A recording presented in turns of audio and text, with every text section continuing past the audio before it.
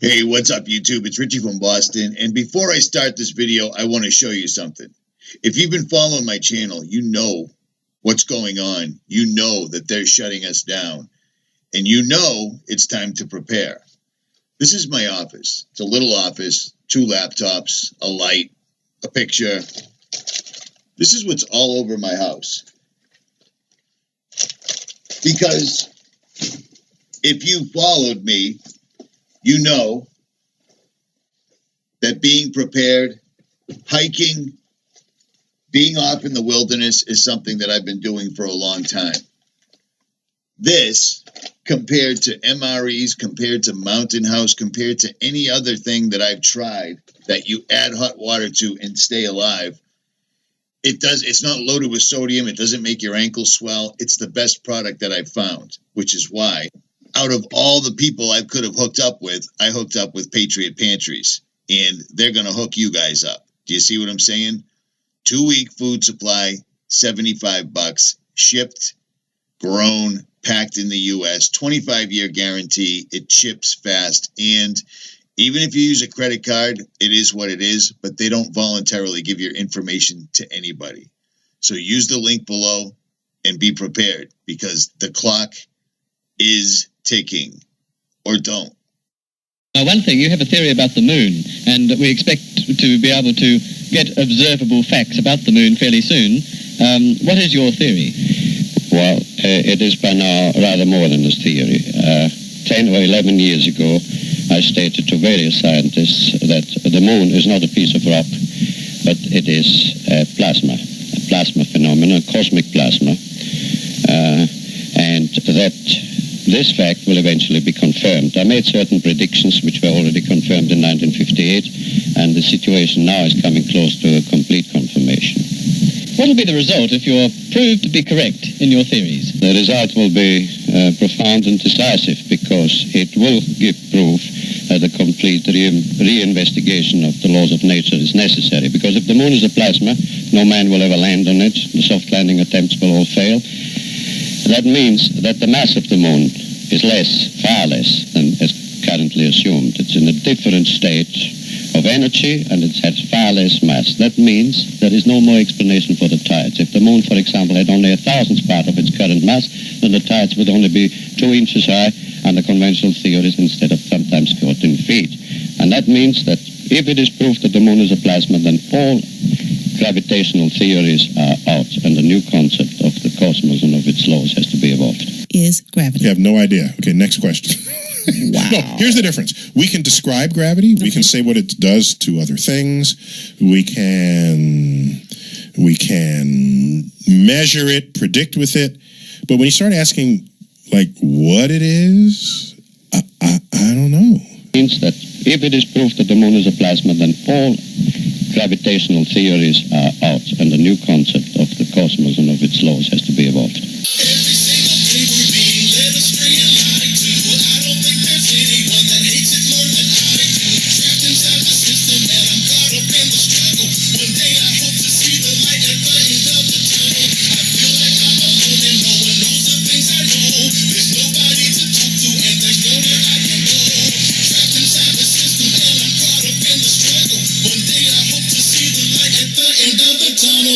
Is gravity? You have no idea.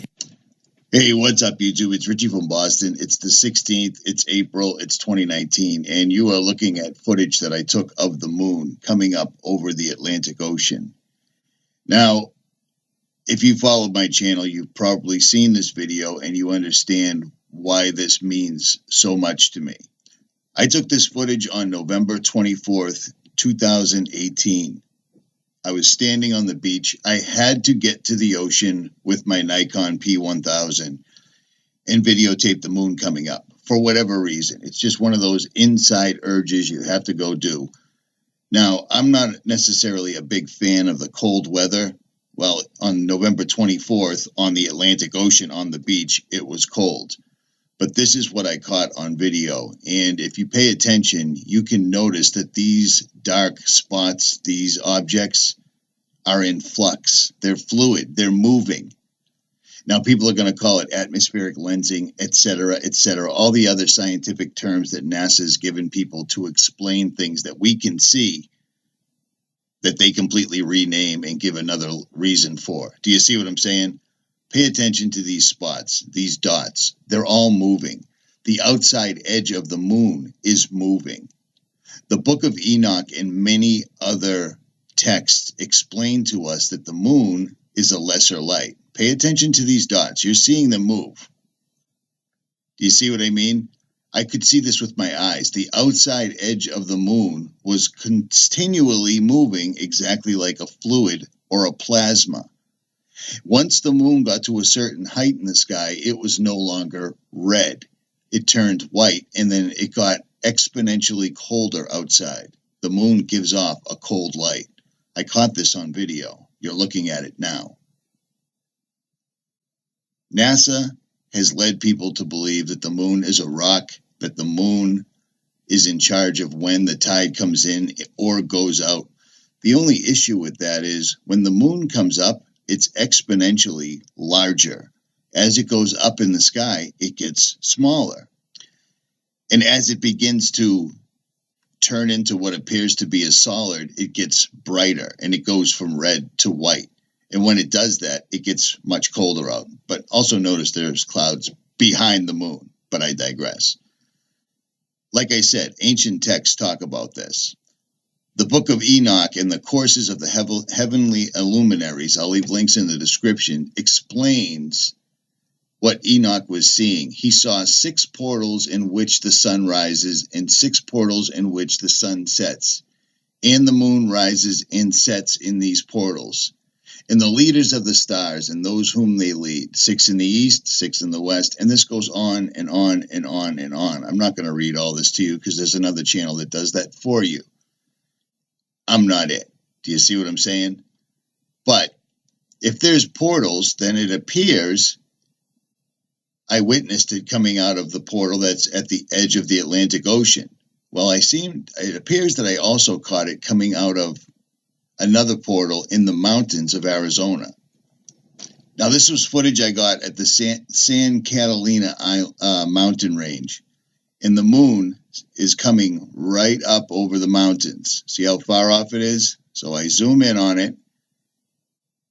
And strangely, it's enormous, first of all. As soon as it comes up, it's enormous. And the outside of it, once again, is doing the exact same thing. It appears that it's turning from a plasma, a red, hot plasma, into a solid white light source. And when it turns from red to solid white, the ambient temperature drops instantaneously, 10 to 15 degrees. Now, many people have done experiments where they use temperature laser guns, temperature laser finders, etc., and they've discovered that the moon actually gives off a cooling light, which makes sense. This is on a tripod, so I don't know what to tell you. When it's zoomed out this much, there is a little bit of shake. But if you look at the dark spots inside here, you can see that they're not all solid. They're moving. I know it's difficult to see. It is what it is, but I have yet to learn how to stabilize the camera. Do you see what I'm saying? This is just from the wind. But if you notice on the bottom right here, keep an eye on these things. Pick any spot and you'll notice that it's actually moving. It's the exact same thing that I saw over the Atlantic Ocean. And then when I discovered the Book of Enoch, I figured out that these things are coming out of portals. That makes sense, doesn't it? Sorry about that, but pay attention. You see what I mean? That's not atmospheric lensing. That is a plasma turning into what appears to be a solid to us.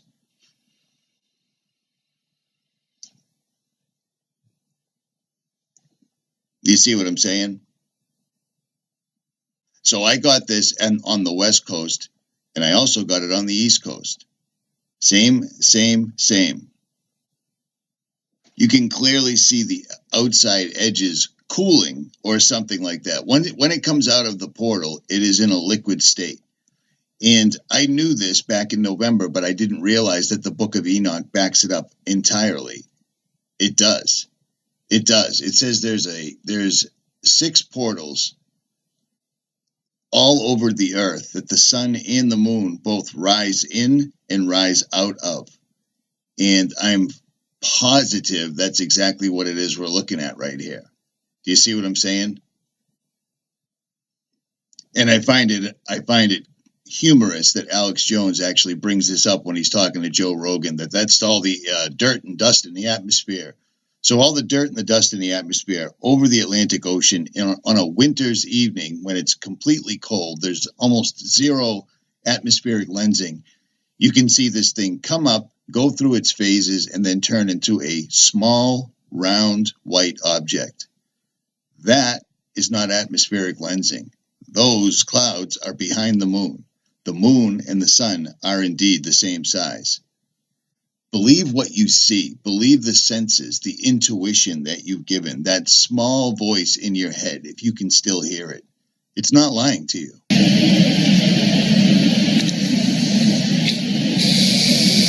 Okay, so check this out. I've shown you this before, but I'll show you again. I'm zoomed in on the moon. I'm going to zoom out so you can see how far away the moon is. But the moon is coming up exactly due east. The sun has set directly behind me, 180 degrees behind me, directly due west. The Earth should be, according to NASA, the Earth should be in the way of the sun, allowing the moon to reflect on it. And I'm going to show you there's the coordinates. I'm pointing due east, 84 degrees east. The sun has just set an hour previous behind me. The moon is its own illumination device. The moon is probably completely and totally plasma. I find it strange that this scientist came out in 1965. You're being a bit adventurous, though, because you know we're going to be able to test out your theories on the moon fairly soon. Well, not anymore. 11 years ago, of course, it was rather taking a risk. I was considered a lunatic, of course.